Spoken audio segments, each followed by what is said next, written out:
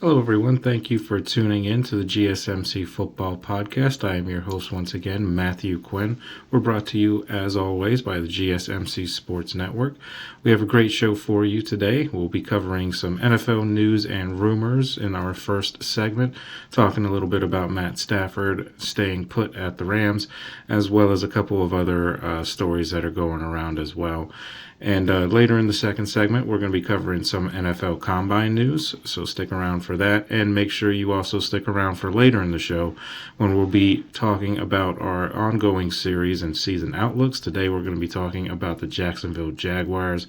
And before we start, I would like to ask that you guys like and follow the show. That always helps out. If you have a question during the show, we definitely want to hear it.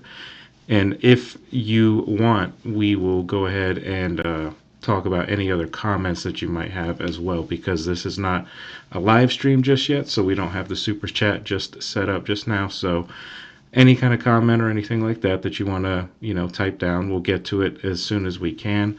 Your input is always a big part of what makes this show great, so we do want to hear from you. Whether it's a quick comment, thoughtful question, or an opinion you just have to share, don't hesitate to drop it in the chat. Now, if you want to make absolutely sure that your message stands out and gets featured in the show, there's an easy way to do that. Just use the super chat feature. Just click the $sign at the bottom of the chat box to send your super chat. This guarantees that your message gets on the air, and it's also a fantastic way to support our channel.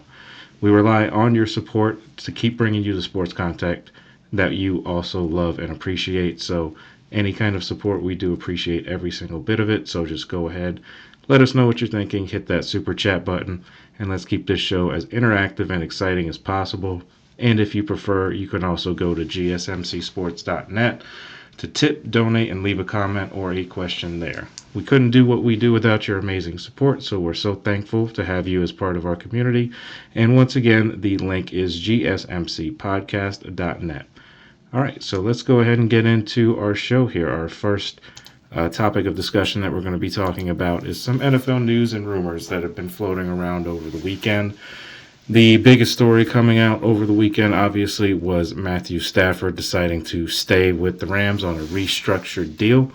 The terms of that deal haven't exactly come out just yet, but we will, I'm sure, hear about it in the coming days or so.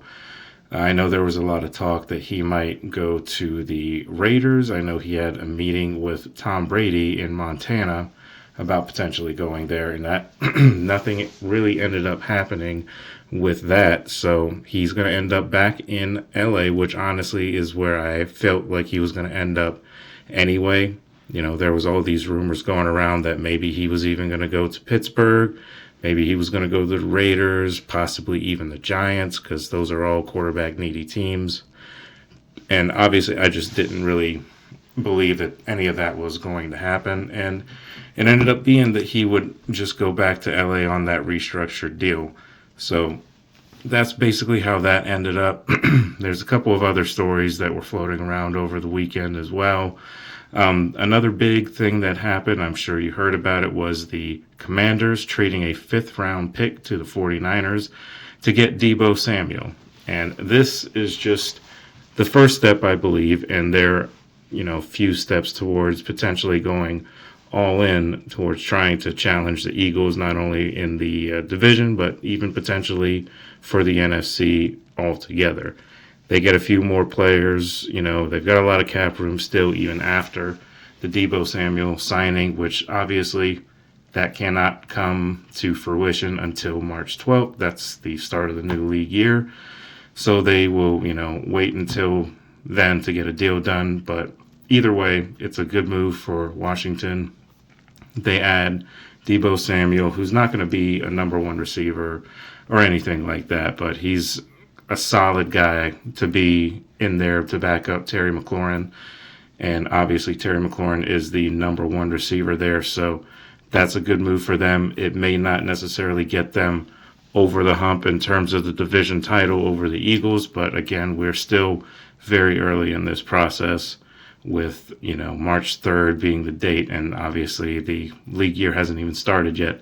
So that's just the first move. I'm sure they will have a bunch of other moves in free agency once that kicks off. It should be a pretty interesting free agency period, actually, with a number of guys potentially going to different teams. One guy that was kind of talked about, throughout the course of this offseason so far was Myles Garrett. Myles Garrett obviously wants to be traded. He wants out of Cleveland. Cleveland actually offered him a contract in which he turned down. So I feel like that is just more and more emphasis on him not wanting to be in Cleveland. And I don't believe it's a money issue with Myles Garrett. I feel like he definitely wants to go somewhere where he has an opportunity to actually win something. And in Cleveland, there's just nothing really there to really make you think that they're going to do anything, especially with the Deshaun Watson contract that's going on. They can't really get out of that contract, unfortunately, and they're probably going to end up having to keep Deshaun Watson on the roster next year. Maybe he's their starter. I doubt it. I think they're going to end up going quarterback in the first round of the draft this year, but maybe they let him go and maybe they just eat that, dead money. It's very possible that they do that as well. But it's, there's a lot of things that the Browns need. It's not just quarterback. There's even been talk that Aaron Rodgers could potentially come to Cleveland. I don't believe that happens. Honestly, I think it's going to end up being Aaron Rodgers I think he just retires at the end of this year. With just everything going around, I just don't see anybody that is really willing to take on not only Aaron Rodgers, an aging quarterback, he's in his 40s now, but there's all that baggage that comes along with Aaron Rodgers. So I don't really see him having too many options unless he's willing to take a backup job, or maybe he sits out until, there's an injury or something, because that tends to happen throughout the course of the year. Maybe there's an injury to a quarterback and somebody wants to bring him in just because of his experience, and maybe they can, he can help keep whatever team that is afloat until the starter comes back. That's really the only way I see him getting, any kind of, substantial starting job. And I don't believe he's going to want to take a backup job. So I feel like he's going to end up just sitting on his couch essentially until somebody calls, either that or he just decides that, it's his time. Nobody seems to want him to be the starter. So maybe he hangs him up and retires. I think that would be the best course of action for him. But of course, all athletes are competitors. So, it's hard for them to walk away from the game that they've known for their whole life. So I totally get that.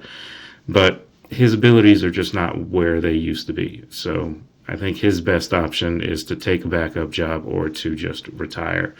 There's been some other news going on as well in terms of the Pittsburgh Steelers quarterback situation.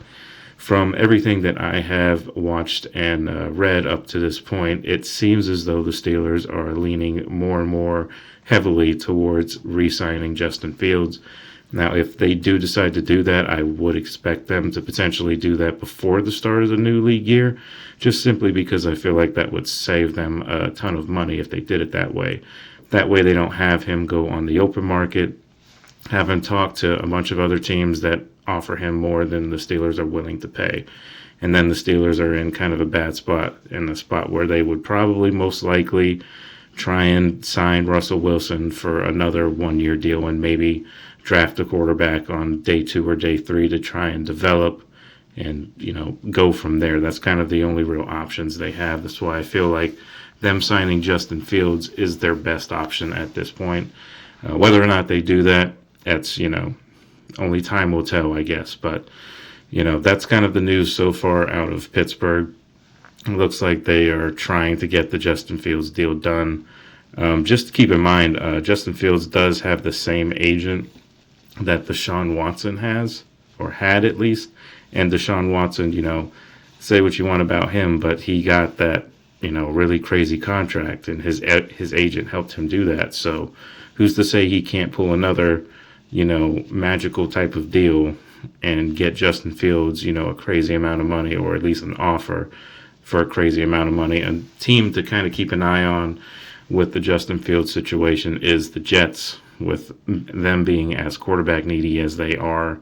Definitely look out for them to potentially make a play for Justin Fields, especially if the Steelers don't sign him before the start of the new league year on March 12th. You'll see a lot more people contacting the Steelers, I believe, trying to see what they can get, from, Justin Fields, or trying to see what the price range is. Because the thing about it is the Steelers could franchise tag Justin Fields. Technically, they could do that, but the franchise tag for quarterbacks this year is over $40 million a year. So they would essentially be signing him for a $40 million deal for 1 year, and I don't believe the Steelers are willing to do that. So I don't think they franchise tag him. They don't have any real rights to him, so any team can come and make an offer. It's not like Justin Fields is on the roster and somebody would have to make a trade offer for the Steelers to give him up or something like that. He's a free agent, so he can go wherever he wants to go. I don't believe he goes to the Jets, just simply because the Jets franchise as a whole has not necessarily been very successful over the last few years, and Justin Fields started his career in Chicago, which is known for not having necessarily the best environment to develop a young quarterback. So don't believe he goes there. I think he ultimately ends up back with the Steelers when it's all said and done. I believe it happens before the start of the new league year, but I could be wrong. These things can drag out when unforeseen things come up. So definitely look for that to happen, hopefully in the next week or so. Another piece of news that kind of happened earlier today that I wanted to touch on before we move on is Darius Slay being released by the Philadelphia Eagles. And there's a lot of cornerback needy teams out there, so it's going to be interesting to see what team picks him up, because somebody could absolutely pick him up. The team we just talked about, the Steelers. Terrell Austin was Darius Slay's defensive coordinator in Detroit before he went to Philadelphia. So he could potentially want to return to his old coach, maybe reteam with him in a different location. That's a possibility. There's also the possibility that he could go back to Detroit, since he spent a good chunk of his career there. So going back home essentially after winning a title in Philly, it's definitely not out of the realm of possibility for him to do something like that. Another team to watch out for when it comes to Darius Slay is the Commanders. Now, they went and they made that splash for Deebo Samuel for the 5th round pick, but like we said, that doesn't really move the needle for them because they have a lot of issues on defense that they need to address. And I think having Darius Slay in that back end of that defense would definitely help them, because that would be a guy who's got, Super Bowl caliber type of player. He's got that experience, that pedigree, and he's been a starter in this league and an effective starter in this league for a number of years now. So I definitely feel like that could be a potential spot for him if he doesn't decide to go back to Detroit. A couple other teams out there that he could potentially go to too, but those are really the main ones that I kind of look at as being a good potential suitor for Darius Slay. But as with all of these free agency rumors and news, only time will tell, and we'll try and see, hopefully we get some news, in the next couple of days about some of these players that we're talking about here. But until then, that's going to do it for the first segment of this show. And stick around, and we're going to get into some of the combine stuff that happened over the weekend. So just stick around for that, and we will be right back. I feel like I'm losing my mind. Is everybody in the world blind? Please, Lord, give me a sign. A sign. I feel like I'm losing my mind. Is everybody in the world blind? Please, Lord, give me a sign. A sign. I wanna be the greatest. Everybody on their fake shit. I look around and feel like everybody is the fakest. I make this every day and I'm impatient, hoping one day I blow up from the basement. Statement, the top is so vacant. I don't hear shit that I think is amazing. Waiting for my day when I'm playing sold out shows for 1,000 faces. Hey, give me that crown, get in my way and to be put down. It ain't your place, all this my town. If I want that shit, then I'll get it right now. I'm losing it, the noose it fits, I'm losing shit, a stupid myth. You choose to live or choose to dip, you choose to fight or lose your grip and lose a gift. I feel like I'm losing my mind. Is everybody in the world blind? Please, Lord, give me a sign, a sign. I feel like I'm losing my mind. Is everybody in the world blind? All right, guys, welcome on back to the show. Once again, before we get into the rest of the show, I just do want to remind you guys, for any types of comments or questions that you guys might have, just go into the super chat or in the comments below this video and type in anything that you might want to say or ask, and we will try and get to that as soon as we possibly can. Once again, it's GSMC Sports Network, or GSMCpodcast.net if you want to add on the super chat.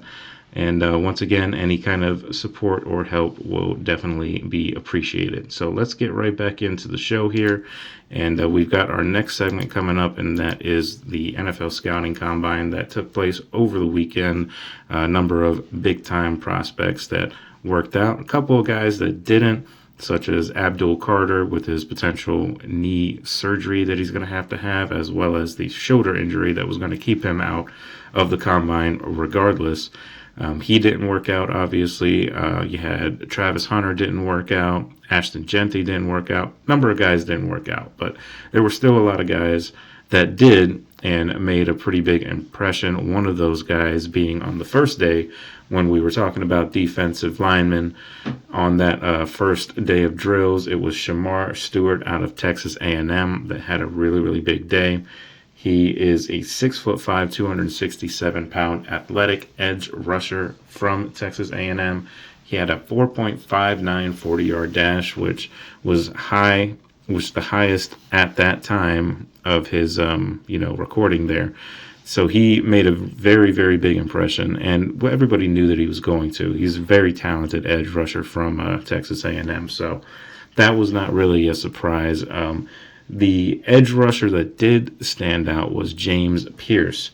He stood out. He had a pretty fast 40 time as well, actually a little bit faster than Shamar Stewart. He was actually 4.47 seconds that he had on his 40-yard dash. So he definitely made an impact. Quarterbacks and wide receivers worked out on Friday, as well as they met with the media.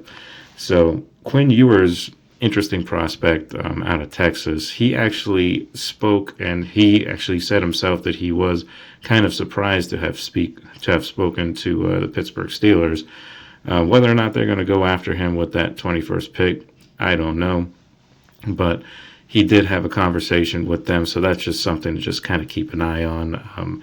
He obviously is from Texas, and he was pretty solid, for the most part in the SEC, last year. So he is an interesting prospect. He's not necessarily up there as one of the top quarterbacks that are available in the draft. You kind of always hear Cam Ward and Shedeur Sanders names when it comes to that. But Quinn Ewers could sneak in there in a late round draft pick if somebody like the Steelers decides to take a chance on him.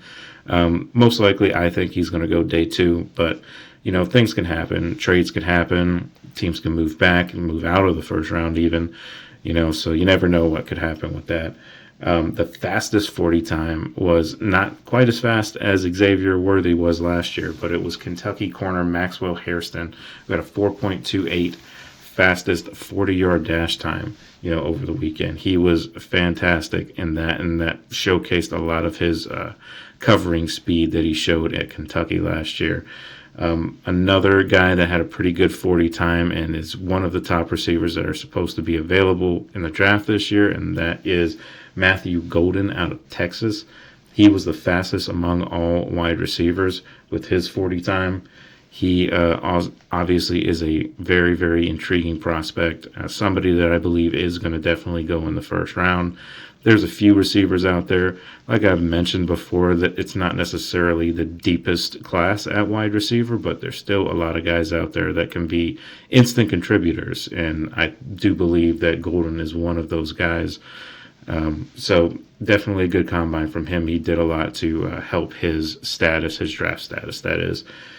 And edge rusher Landon Jackson from Arkansas was one of the standouts with all of the tests that he did. He had the highest vertical amongst anybody at his position. He tested really great with that. He was the second best broad jump, and also freakish athlete, 6'6", 264 pounds. A really, really good prospect for anybody. And, as I have said, and anybody who's been following the draft and the scouting combine process, we have said hundreds of times that defensive line is one of the deepest classes of the entire draft this year. And that is just another guy. He's an edge rusher technically, yeah, but he is on the defensive line. So I tend to kind of loop those in together. And that's just another player that is really, really good and could potentially be, a game wrecker in the NFL as he was in college. A couple guys that I wanted to talk about that I wouldn't necessarily call it like losers in terms of like winners and losers and things like that, but guys that didn't necessarily help their case, sometimes, for the most part, kind of out of their control, at least with this first guy on my list, which is Abdul Carter. And obviously, he is a really, really good prospect. He could potentially go 1 overall to Tennessee, unless Tennessee decides to trade the pick, and in which case he still could end up being that number 1 pick, depending on who it is that the Titans decide to trade that number 1 pick to, if they decide to do that at all. But I don't think he really helped his case, but obviously it's not necessarily anything that he can control. He has to have knee surgery, and it was already banged up from that shoulder injury that he suffered against Boise State in the playoffs. But it's obviously never really a good thing, no matter how well recruited you are or how athletic you might be. But that's 2 pretty big injuries that he's going to have to deal with going into his NFL career. So it's going to, whether he likes it or not, or whether fans of his like it or not, it's going to raise some questions from some of these teams that are scouting him as to, can they rely on this guy to be healthy all the time?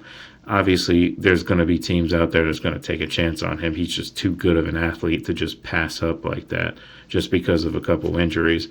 But it's definitely something to keep an eye on. Injuries are a big part of the game, and if you're coming in off of a pretty big knee injury or knee surgery, it's always going to be a little bit of a detriment to you, especially when you're talking about draft placing, where he might go. And he's going to go first round. It's just whether or not he goes first overall or goes to somebody else. If he falls a little bit because of those knee concerns, is he going to be ready for training camp, with that knee surgery? That's a question too, and that could bleed into the preseason, and then even, of course, the regular season. He'd be behind the 8 ball starting out his NFL career, which could, in the long run, end up, benefiting him because he is still a great athlete. But that first, year could potentially be impacted, with this, lingering injury on his shoulder, as well as this new knee surgery that he's had to deal with. So questions there for sure. Another guy that was kind of a concern, was never really considered to be a day 1 starter, let alone a day 1 draft pick, is Will Howard. He kind of struggled a little bit with his accuracy during the throwing drills and his timing. So that's definitely kind of hurt his status in terms of where he's going to go. I don't think he's going to be a day 1 guy. Like I said before, he's probably a day 3 guy if I'm being realistic for him. But, anything can happen between now and then. He could, wow at his pro day for all we know. But, as far as the scouting combine, he didn't really have the best combine workout. He had the worst broad jump and the worst vertical jump as well, for, what that's worth amongst quarterbacks. A lot of people tend to look at more athleticism in quarterbacks than what they have in the past. With the game evolving the way it has, you kind of need a quarterback that can be a little bit mobile or can move around, escape the pressure, whatever the case. So definitely something to keep an eye on with him. I would project him to go 3rd round, or 3rd or 4th round, something like that, maybe even 5th round. He could fall to that, depending on who it is that decides to take a chance on him. Could depend on how his NFL career goes, to be quite honest. He could end up being just a guy that backs up a starter for most of his career. But if he can, fix some of the accuracy issues that he displayed in the combine, maybe he can improve his draft status at his pro day. And maybe if he gets a chance, he can, show some of what he's got in the preseason at whatever team that he decides to go, or whatever team decides to draft him. So something to keep an eye on with him as well. The main quarterbacks, of course, are Cam Ward and Shedeur Sanders. Neither of those guys really did anything much of doing just interviews and, talking with teams and things like that. Cam Ward has improved his draft stock a little bit just with what he's been able to do in just interviews with teams. A lot of teams are liking what they're hearing from him, as well as Shedeur Sanders. There has been some, negative reporting about Travis Hunter not participating, just not necessarily just Travis Hunter, but just some other guys just in general not participating. But you're going to get that, at every single season. That's just guys that are trying to be cautious, and these guys have agents too, and the agents are feeding them information as well. So, you just kind of expect that, with the combine. I don't think you really read too much into it. All of these guys that decided to sit out the combine, they're all still well worth high draft picks, especially like a guy like Ashton Jeanty is touted as like the best running back in all of the draft. And I don't think that changes because he didn't compete in the combine. I think he's still going to go first round. Teams still think that he's the best running back in all of the class.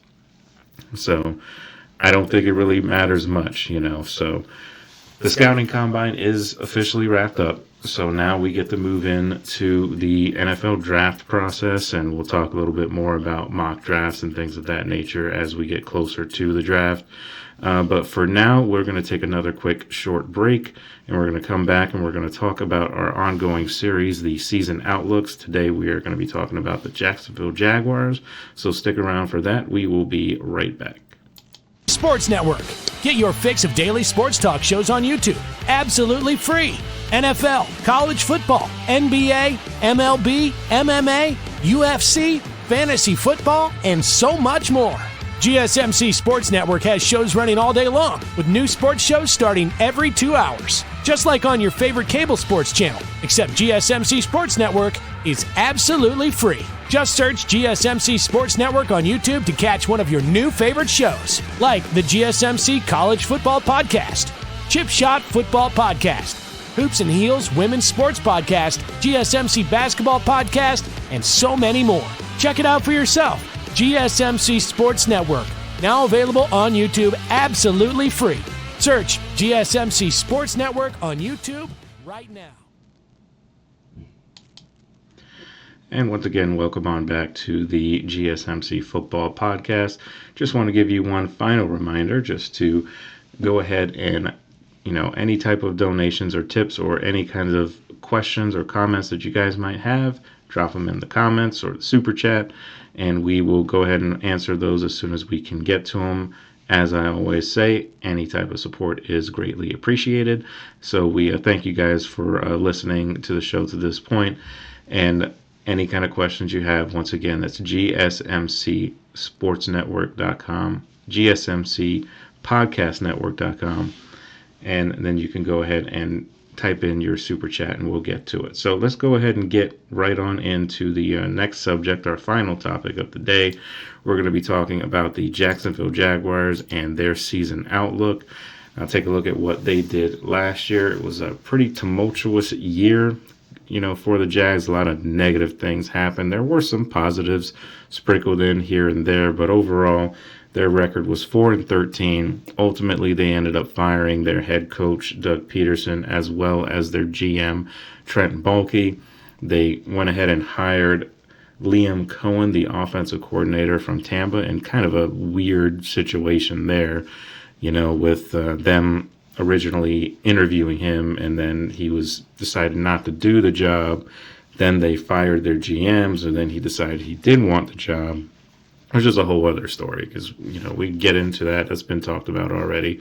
We can get into that on another day. But they hired Liam Cohen in the attempt to potentially unlock Trevor Lawrence's potential.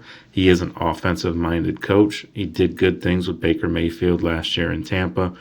Baker Mayfield ended up having 40 touchdown passes in that offense. So he could bring something to the Jacksonville Jaguars that they have desperately needed for a long time now.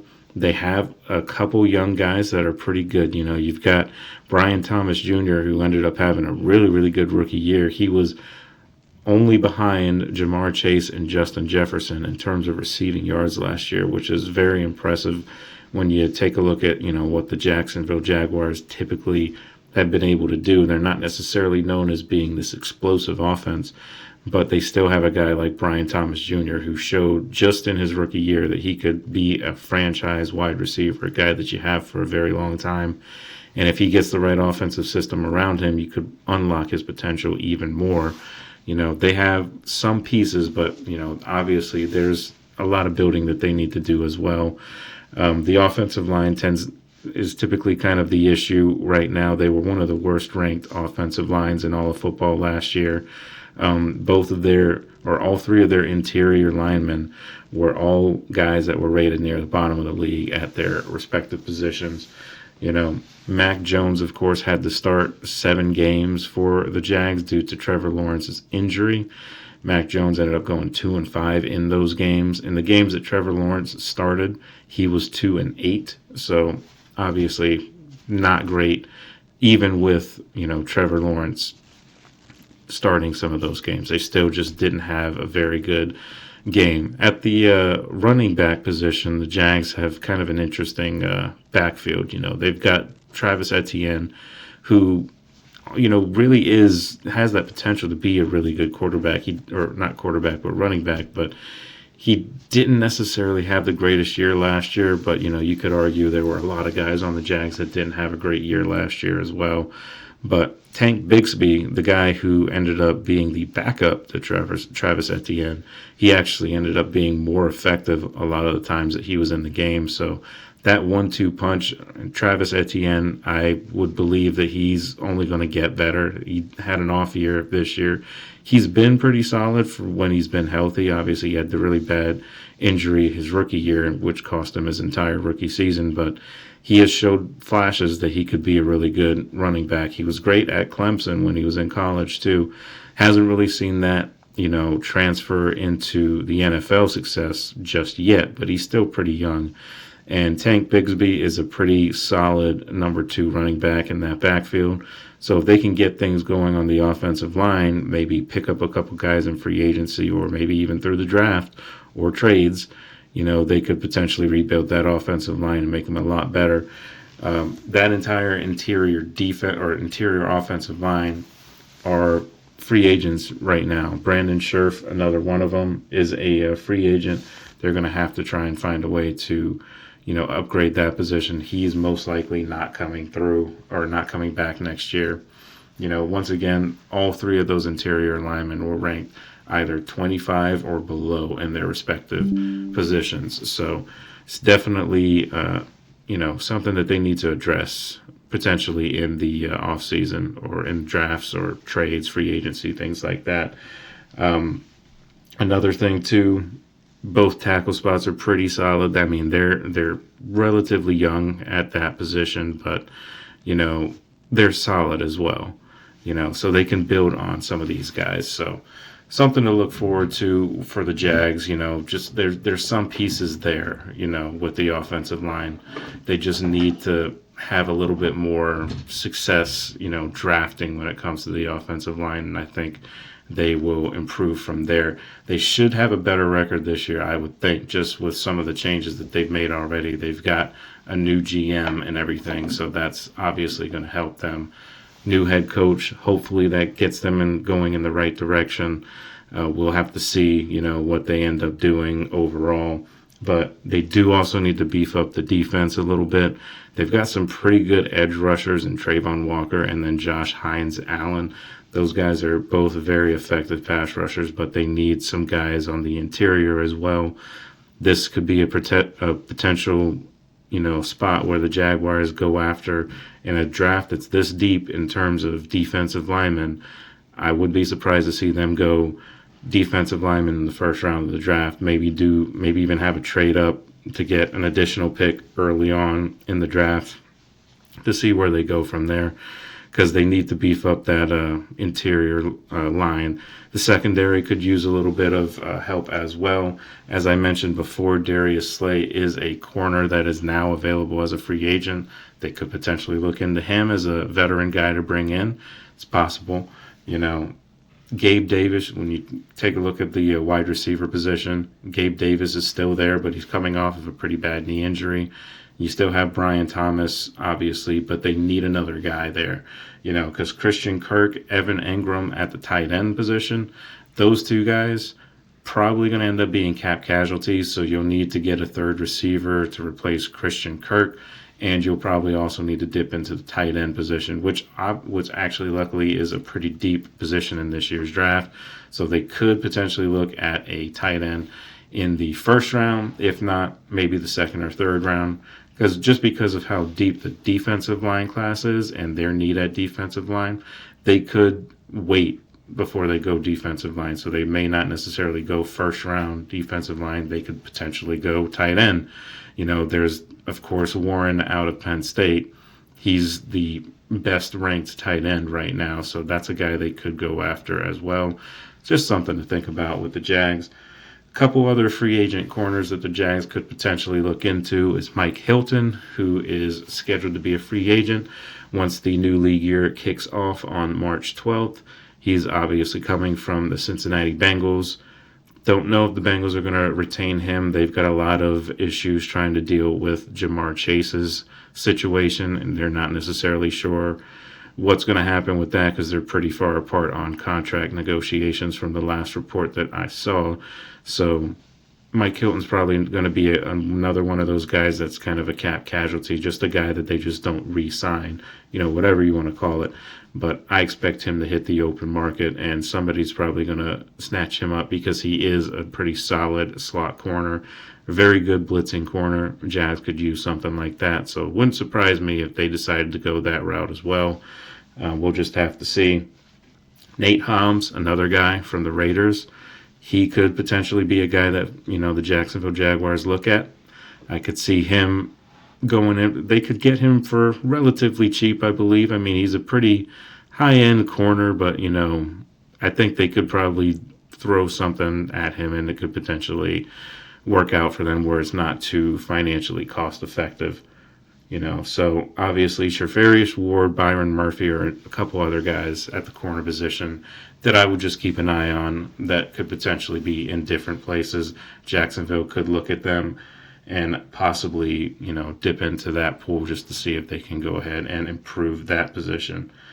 So it's definitely, there's a lot of things that they need to do. You take a look at what their offensive rankings were last year. I just had them pulled up here. 26th in points per game. And then their defense was 27th in points allowed. So this is a team that's just overall needs a full revamp for the most part. Holes on defense and offense that they need to address. We'll see how they address them. But, for my money, they have to try and work out something with Trevor Lawrence. He needs to take a step forward, a huge step forward this year, I believe. I think this is going to be a very important year for Trevor Lawrence. This is a new offensive system that they're bringing in here, new general manager. There was a lot of negativity with Trent Baalke as the GM and also with Doug Peterson as the head coach. Peterson had a lot of success in Philadelphia by winning a Super Bowl, but since he came to Jacksonville, his same success that he had hasn't really materialized, and the Jags just haven't really, done much competing since he's been here, and general manager Trent Baalke, I think, had a lot to do with that. But they've got a new general manager now, a new regime, so maybe they can unlock the potential that everybody has been talking about with Trevor Lawrence since he's been drafted out of Clemson a few years ago. He's kind of gotten the short end of the stick a lot of the time because, his first year in the NFL was under arguably one of the worst head coaching experiences in all of football history when Urban Meyer was there, and he was essentially ran out of town because he was just that bad, So it was not really fair to Trevor Lawrence. That was kind of a dumpster fire year, so a lot of people kind of just wrote off that year. But then since he has left and since he had Doug Peterson there, Doug Peterson is not a terrible coach by any means. It's just it didn't work out in Jacksonville. But Trevor Lawrence hasn't really been able to stay healthy either, which has been a big concern. So if they can find a way to institute an offense that's going to not only protect Trevor Lawrence, from injury, but also protect him from himself, making bad reads and bad decisions and throwing unnecessary interceptions. If they can get all of that down, then they could potentially end up being, at least a decent team. I have them, as far as their record is concerned, now we're going to wrap this up a little bit here. They finished 4-13 last year. I do think the head coach and new regime and offensive system, I think that helps the Jags. And I also think the defensive line being a deep class and some interesting free agents at corner, I think the Jags can build up a team that could be more competitive at least than last year was. And I have them right now as a 6-11 team. I think that would be an improvement, obviously, over 4-13, but that's a step in the right direction if I'm a Jags fan. And obviously, it's not necessarily what you want to hear. You want to be competing for the playoffs and things like that, but the Jags are just not there yet. They have too many holes on that team. It's probably going to take more than 1 year to rebuild that team. So I think they're going to go 6-11. Maybe they squeak out a 7-10 record, get the 7 wins. I could potentially see that if they have a couple things bounce their way, or if they have a good draft and good remainder of the offseason, maybe they can improve that way. But right now I have them sitting at 6-11 and most likely probably third in that division. The AFC South, we're going to cover the other teams as we keep going in this series. AFC South obviously has been kicked off by the Jacksonville Jaguars season outlook. So tomorrow's show, we're going to probably tackle the number 1 draft pick holding Tennessee Titans and how they have taken some calls about potentially trading that number 1 pick. But we'll get into that in tomorrow's show. But for now, I just want to once again thank you guys for tuning into the show. Any questions or support that you guys may have had for the show, I definitely do appreciate it. Thank you once again for tuning in to the GSMC Football Podcast, presented by the GSMC Sports Network. Your support means a lot to us, so please remember to subscribe to the show, leave a positive review. Really does make a difference. And we also invite you to follow us on Facebook, Twitter, TikTok, Instagram, all the social medias for more content and update. Thank you once again and have a wonderful day. Thanks, guys.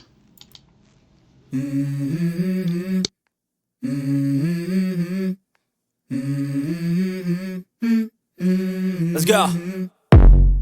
I wake up to a little bit of drool on my pillow, feel like it's gonna be a bad day. Yeah, I'm tired of shit and the coffee ain't hit yet, damn ain't that great. I don't wanna go to